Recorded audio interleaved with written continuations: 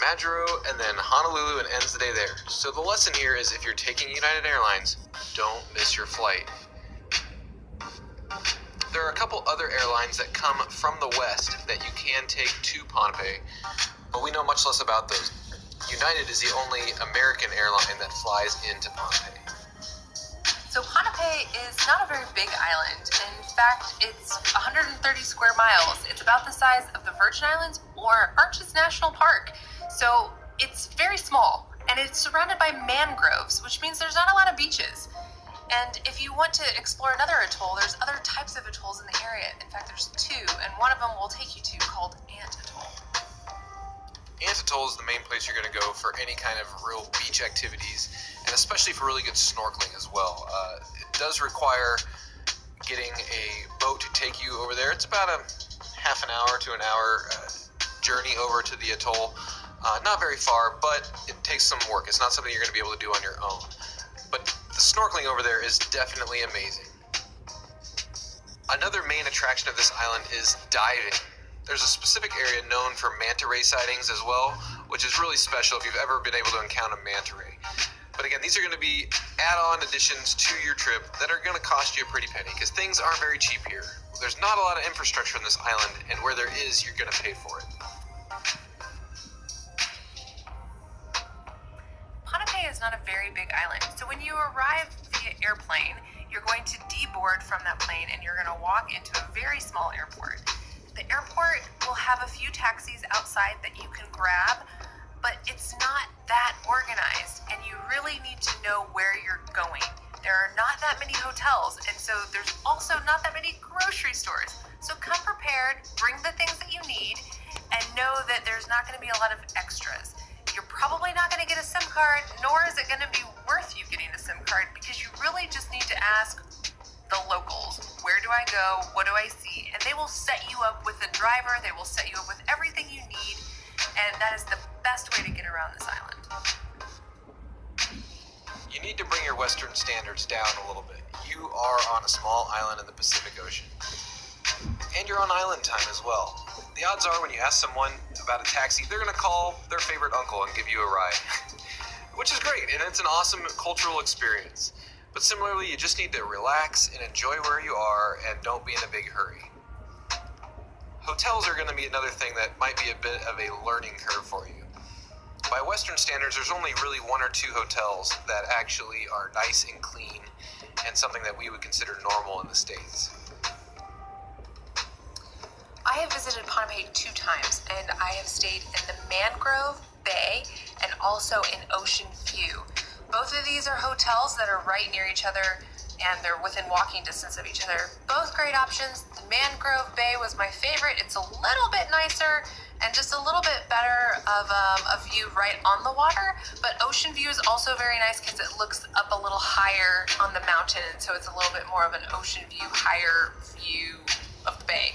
So both are great. They both have restaurants as part of them or right next door. Great options. Our favorite places by far to be on the island. It's where we spent most of our time and had just great experiences. You just need to understand that now that you're in Micronesia, there's gonna be bugs. You're in a dense forest and jungle, so you better get used to those kind of things. You're here for the adventure and not for the amenities.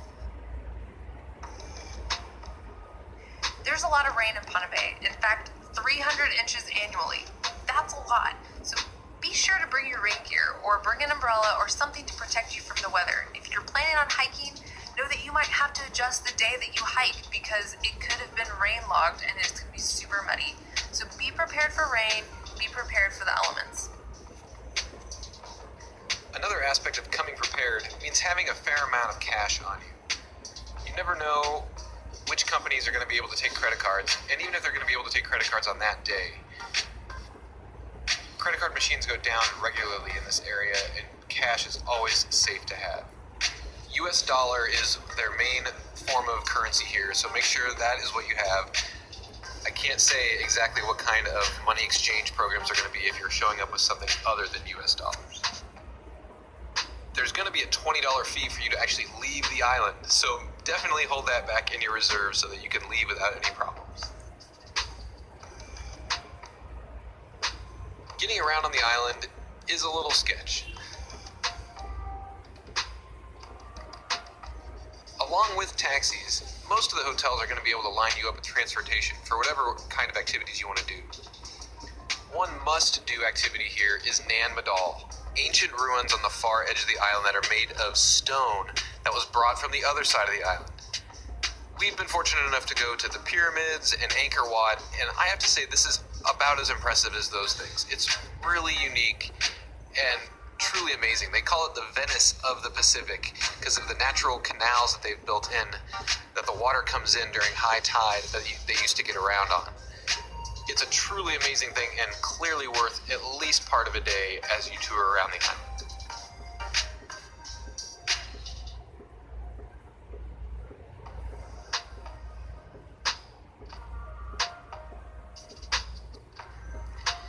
Not only are there canals, they're still learning about all the structures that are still there. You have to get a huge geographical from a plane view to see how many different features there are to this area and how many canals there are.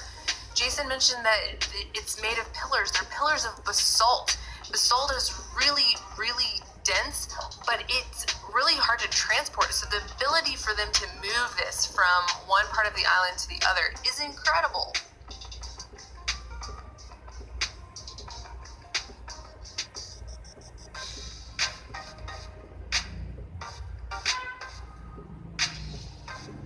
Very nearby Nan Madol is probably the most popular waterfall of several. I believe there's 7 on the island, and lots of people like to prioritize going to see all these waterfalls. We just saw 2, but this one is probably the most scenic. It's called Kepirohi Waterfall, and as you can see from our video, it is just truly magnificent. We enjoyed hanging out in the water underneath and had a really good time.